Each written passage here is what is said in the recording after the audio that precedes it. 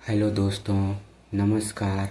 आज मैं श्री गणेश और रावण का युद्ध की प्रेरणादायक कहानी सुनाने जा रहा हूँ। बहुत समय पहले की बात है। लंका के राजा रावण अत्यंत शक्तिशाली, विद्वान और शिव भक्त थे। उन्होंने कठोर तपस्या करके भगवान शिव जी को प्रसन्न कर लिया था। उनकी भक्ति से प्रसन्न होकर भगवान शिव जी ने उन्हें अनेक वरदान दिए। लेकिन धीरे धीरे रावण के अंदर अहंकार बढ़ने लगा। उसे लगने लगा कि तीनों लोकों में उससे बड़ा कोई नहीं है। एक दिन रावण ने सोचा, यदि भगवान शिव स्वयं लंका में आ जाएं, तो मेरी लंका अजय बन जाएगी। यह विचार आते ही वह कैलाश पर्वत पहुंचा और भगवान शिव जी की कठोर तपस्या करने लगा। वर्षों की तपस्या के बाद भगवान शिव जी प्रकट हुए और बोले, रावण, मैं तुम्हारी भक्ति से प्रसन्न हूँ। मांगो, क्या चाहते हो? रावण ने हाथ जोड़कर कहा, प्रभु, मैं आपको अपने साथ लंका ले जाना चाहता हूँ, ताकि मेरी नगरी सदा सुरक्षित रहे। भगवान शिव जी मुस्कुराए। उन्होंने रावण को एक दिव्य शिवलिंग देते हुए कहा, रावण, इसे लंका तक ले जाओ, लेकिन ध्यान रखना, रास्ते में इसे धरती पर मत रखना। यदि यह धरती पर रख दिया गया तो वहीं स्थिर हो जाएगा। रावण प्रसन्न होकर शिवलिंग लेकर लंका की ओर चल पड़ा। देवताओं में चिंता फैल गई। यदि शिवलिंग लंका पहुंच जाता तो रावण और भी अधिक शक्तिशाली हो जाता। सभी देवता भगवान विष्णु के पास पहुँचे। भगवान विष्णु जी ने बोले, इस संकट का समाधान केवल बुद्धि और विनम्रता से हो सकता है। इसके लिए हमें विघ्नहर्ता भगवान गणेश की सहायता लेनी होगी। तब सभी देवता भगवान गणेश के पास पहुँचे।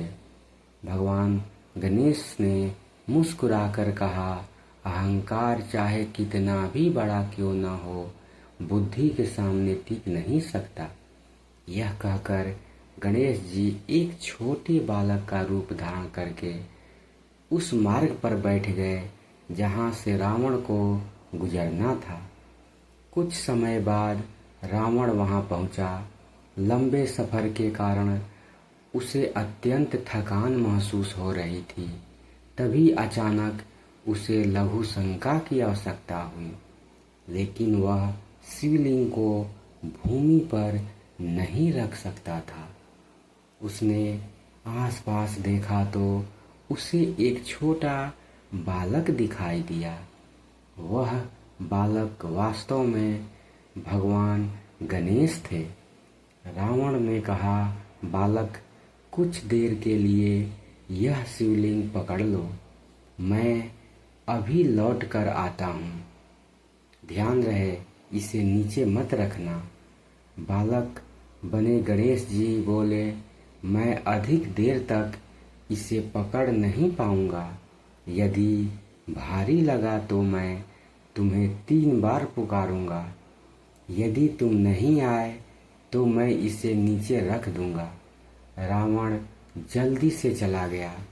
थोड़ी ही देर बाद गणेश जी ने आवाज लगाई, रावण, आओ, यह बहुत भारी है।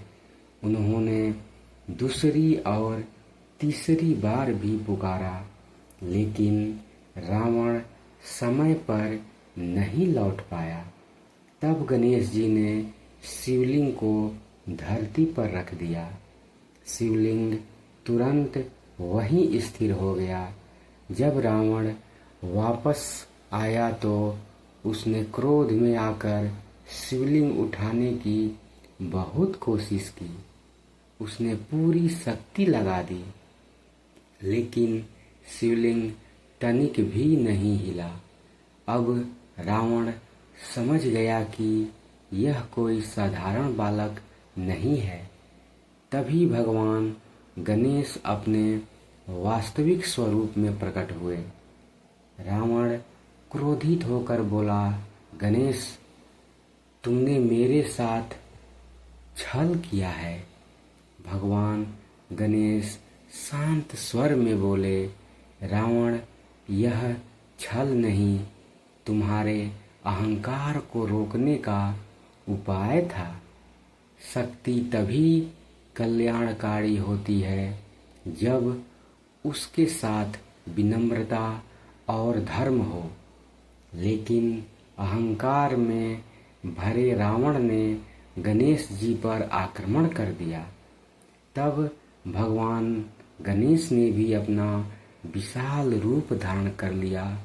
धरती कांप उठी, आकाश में बिजली चमकने लगी। रावण ने अपने दिव्य अस्त्र छोड़े, लेकिन गणेश जी ने अपनी बुद्धि और शक्ति से उन्हें निष्फल कर दिया। अंत में गणेश जी ने अपने दांत और परशु से ऐसा प्रहार किया कि रावण भूमि पर गिर पड़ा। रावण का अभिमान टूट चुका था। उसे अपनी गलती का एहसास हुआ। वह भगवान गणेश जी के चरणों में गिर पड़ा और बोला, प्रभु, मुझे क्षमा करें। मेरे अहंकार ने मुझे अंधा बना दिया था। भगवान गणेश ने उसे क्षमा करते हुए कहा, जो व्यक्ति अपनी गलती स्वीकार कर लेता है वही सच्चा ज्ञानी होता है। इसके बाद रावण शांत मन से लंका लौट गया।